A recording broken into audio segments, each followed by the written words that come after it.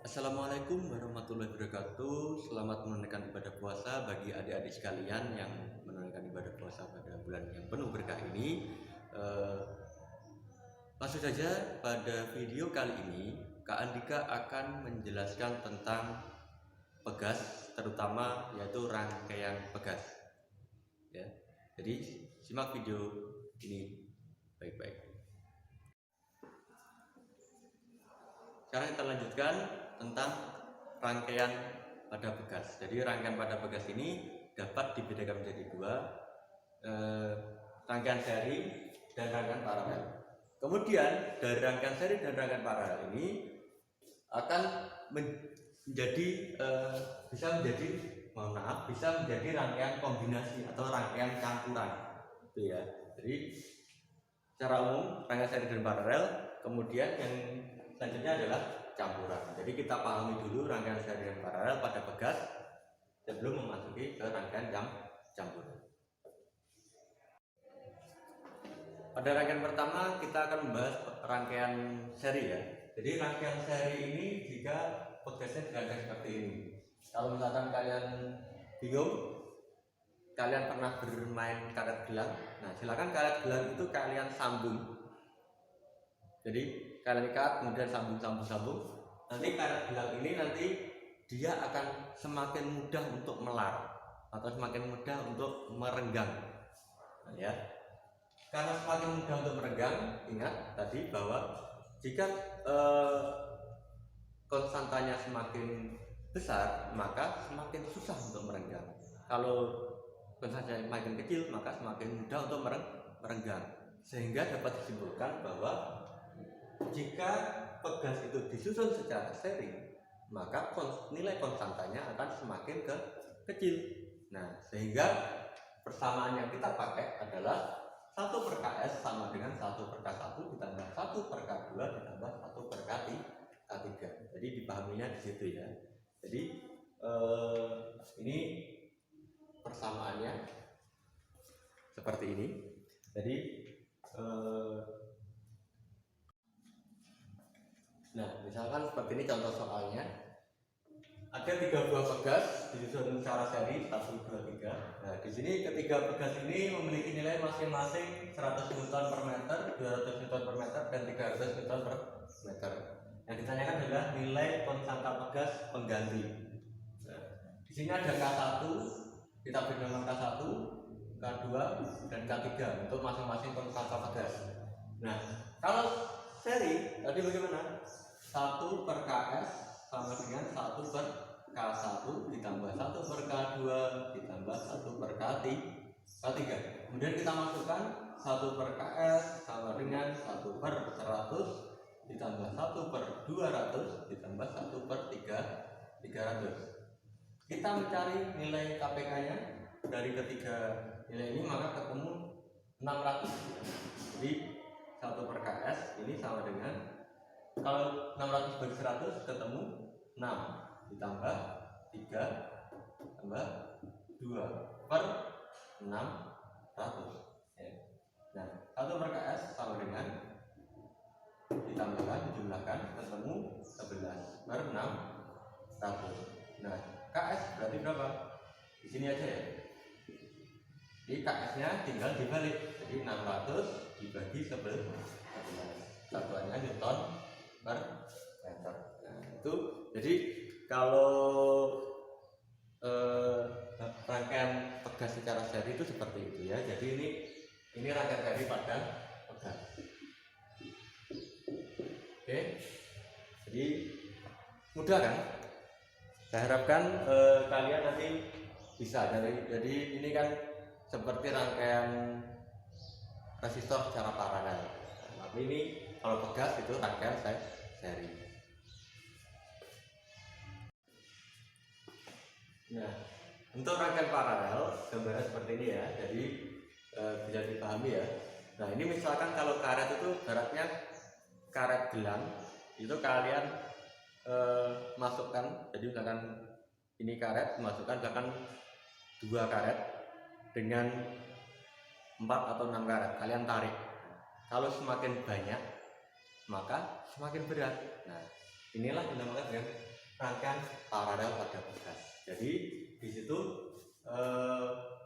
si pegas ini dia akan semakin besar nilai konstantanya. Jadi karena semakin besar maka Kp ini menjadi K1 ditambah K2 ditambah K3. Jadi dijumlahkan, tinggal dijumlahkan saja. Jadi lebih mudah. Nah, ya. Jadi untuk paralel konstantanya kalian tinggal dijumlahkan saja. Tuh. Jadi kalau misalkan kalian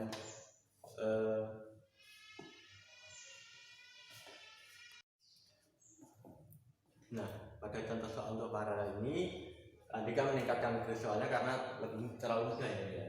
Jadi ini tidak hanya mencari nilai konstantanya, tapi yang dicari di sini adalah perbandingan pertambahan panjang. Kita perhatikan di sini konstanta yang pertama itu pegasnya cuma satu. Jadi kalau misalkan kalian ketemu soal seperti ini ya ada K, berarti pegas itu identik, nilai K-nya sama. Ya. Yang membedakan hanya yang ini satu, yang ini dua, kemudian disusun secara paralel. Kita bandingkan aja. Nah, pada paralel tadi Kp itu nilai konstantanya kan sama dengan K plus K, sehingga nilai Kp-nya sama dengan 2K, ya kan? Nah, sekarang kita masuk ke perbandingan. Perbandingan ini berarti kan masing-masing pegas ini digantungkan pada beban yang sama. Jadi besarnya sama-sama M, jadi gayanya sama. Maka kita tulis F1 per F2 sama dengan K1 delta X1 per K2 delta X2. Nah, tadi nilai F-nya sama, maka bisa kita coret, ya kan? Nah, kita coret seperti ini. Kemudian kita ambil nilainya satu per satu belajar biar mudah. K1 per K2, K1 nilainya K, yang K2 nilainya 2K, delta X1 delta X2. Nah, ini kita coretkan secara. Nah, berarti perbandingannya bagaimana? Ini ya. Maka delta X1 dibanding delta X2 sama dengan, hati-hati kalian silang, jadi ini pindah ke sini, 2-nya ke atas, jadi 2 dibanding 1. Artinya apa? Delta X1 2 kali lebih panjang daripada delta X2. Jadi misalkan kalau yang ini pada gambar aja, misalkan dia pertambah panjang 10 cm, maka di gambar yang kedua pertambahan panjangnya separuhnya, ya. Jadi karena delta X1 tadi sama dengan delta X1 sama dengan 2 delta X2. Jadi kalau misalkan ini 10, berarti ini delta X2 nya 5, ya, gitu. Nah, kita lanjutkan ya. Kalau di rangkaian campuran itu biasanya soalnya itu hanya sederhana seperti ini, hanya K, kemudian ada gambar rangkaian, ada nilai K-nya, kemudian disuruh mencari K pengganti. Soalnya sederhana, tapi kalau nggak paham ya pasti cuma dilihat aja ini maksudnya apa gitu. Jadi maksudnya itu kalian mencari K pengganti dari rangkaian pegas ini. Nah, itu ya. Jadi kalian disuruh mencari K penggantinya.